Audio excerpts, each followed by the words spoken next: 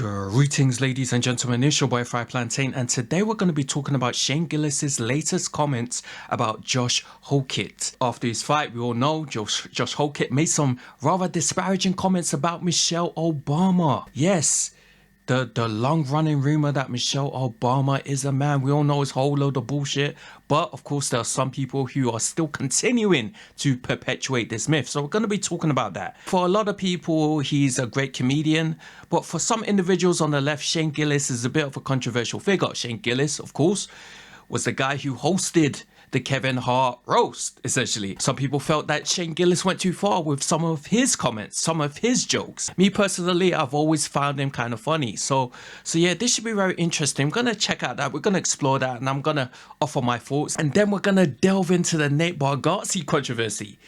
He's a very popular comedian, and for many people, it's quite surprised that he ended up going to the UFC fight that was hosted on the White House lawn, I believe.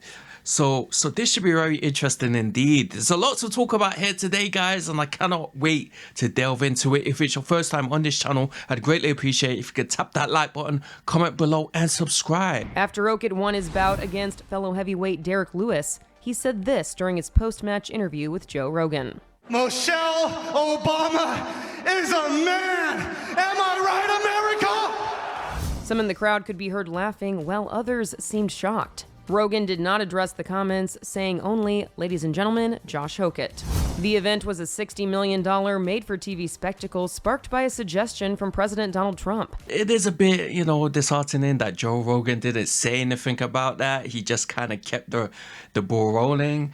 In my opinion, he could have commented, he could have said, well, I don't agree, but hey, we all know Joe Rogan tends to sit in the middle. He's not quite left wing, he's not quite right wing. Well, some people would argue that Joe Rogan is heavily right wing, and in recent years, of course, he's definitely gravitated towards more of the MAGA crowd and the Trump crowd. Donald Trump, posted those disparaging images on his Truth Social network, and we all know those images were portraying Barack Obama and Michelle Obama as apes, essentially. So, following that, again, we're going to get more disparaging, offensive comments aimed at Michelle Obama. It's disappointing. It's disappointing. Hey, Shane, how'd you enjoy the night, man? It's pretty cool. What do you think of Josh Hokit's joke? Can you please? What do you think of him saying Michelle Obama's a man? I didn't love that. Didn't love it? How come? Why did you think? A lot of people have said the opposite. That's why I don't like that. Trump's job. You guys, we're all good. We're all good. Thank you. What do you think of the cancel culture? You guys got me on a couple brewskis. All right, thank you guys. But yeah, I didn't like that. Oh, okay. But whatever, he was funny. Hey guys, we're heading back. Thank you. All right, thank you, Shane. And it makes sense that Shane would say that, because we all know his podcast partner, I believe his name is Matt McCusker. I apologize if I got his name wrong. Shane Gillis's podcast partner, Matt McCusker, has a black wife. So it makes sense that, Shane would feel some kind of way hearing those comments. Say what you want about Shane, but again, I don't really think he's a racist guy. I don't really think he's a MAGA guy. I think Shane is one of those guys who just stays in the middle.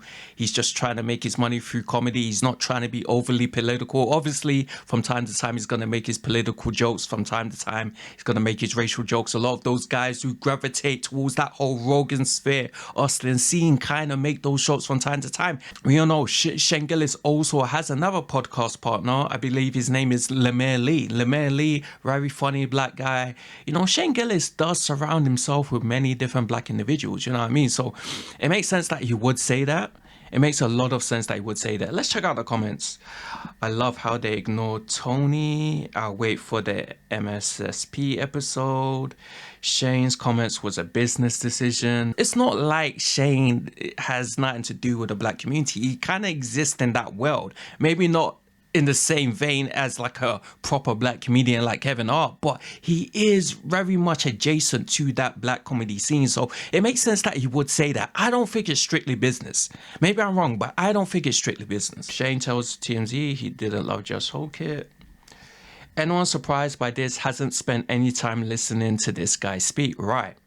He called her Big Mike on the podcast before. I mean, there's a difference between finding the concept of the conspiracy theory funny and actually saying it like that through a microphone on stage in front of the White House at a government-sponsored event. Right. You know, perhaps Shane Gillis has commented on this conspiracy theory on his podcast. You know, I don't watch his podcast that heavily, so I wouldn't know. But again, I don't really think Shane would say that out loud, you know, to the mainstream media. I just don't think he would do that. So there is a big difference, for real. I heard one today claiming everyone says it, not understanding their circle may say it, and a good majority laugh about it because the concept is so ridiculous. Exactly. There's a big difference between sarcasm and reality. Big difference between irony and reality. And some people don't realize, like comedians like Shane Gillis, a lot of the times he's being ironic. He's being sarcastic. You can tell by his tone. You can tell by the way he phrases things. As you can see, here we have a post on Reddit, on Nate Bargatze's Reddit. Emmy-nominated comedian exposed as MAGA at Trump's UFC fight. So a lot of people, this is kind of crazy. I mean, I'm guessing this is one of his fans, supremely disappointed, but obviously not terribly surprised. Fucking hell, Nate. Now, as you can see in the comments, damn, Nate, you are who you associate with. It's not a good look. Damn. These are his fans saying this. F you, Nate. I mean, we all knew, but kind of just avoided that subject. But at his level, why piss off more than 50% of your audience? Watch it at home, dude. I was looking forward to seeing him this summer. I guess I will spend my money elsewhere. Serves him right for not just saying he was MAGA and being proud of it. Whenever they say they don't want to be political, it means they won't say anything against Trump, which means you are MAGA.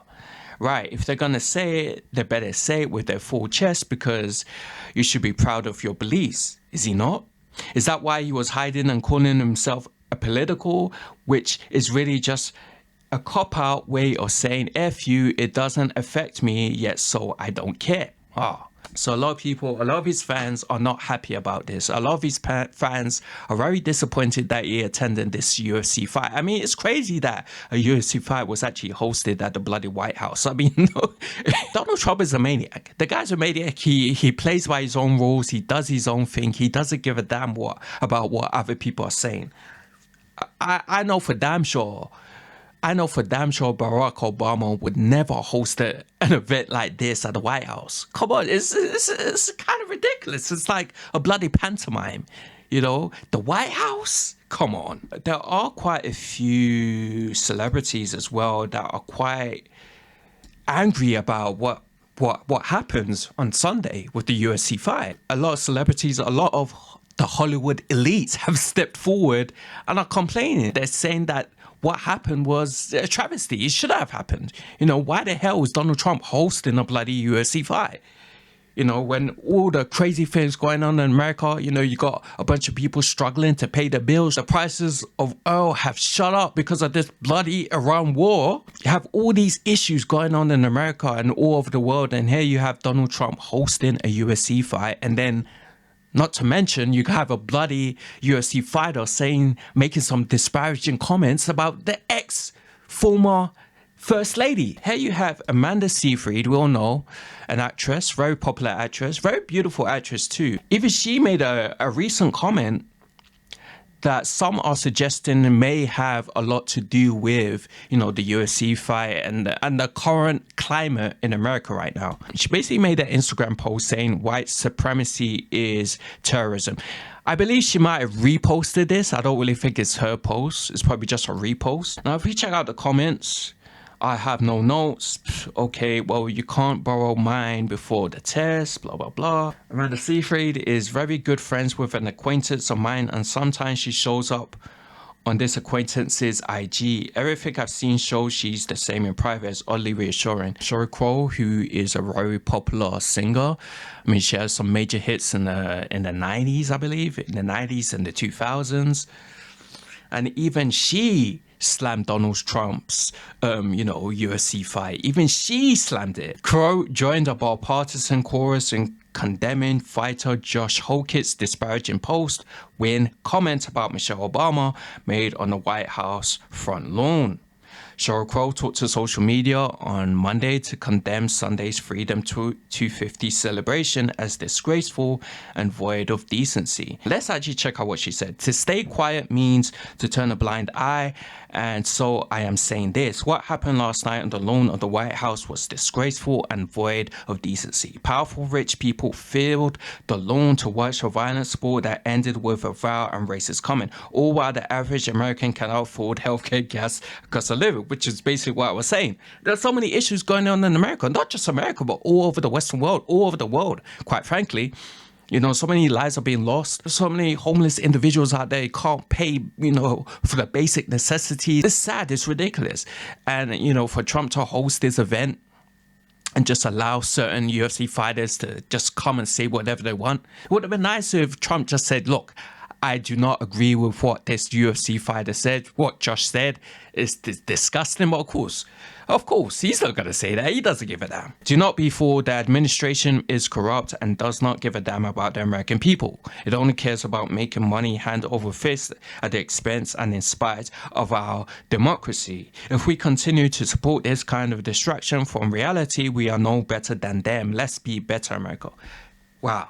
Well, so a lot of people are coming forward and basically standing against Trump, standing against what he represents, standing against, these comments, these racial comments, these racist comments. Now, of course, people on the right are going to be angry about this. People on the right are going to be, crying and saying, they're sick of the woke left.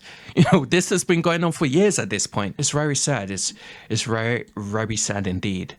But yeah, that's generally it right now. I just wanted to, comment on what has been going on for the last few days in regards to Shane Gillis, in regards to the UFC fight at the White House. This UFC fight has allowed us to see what side certain people are on. In regards to Shane Gillis, even though people on the left tend to kind of dislike him for some of his jokes and some of his maybe ideologies, I believe that his comments in regards to Josh Hokitz clearly suggest that Shane Gillis is not as bad as we think. He's not as bad as we think.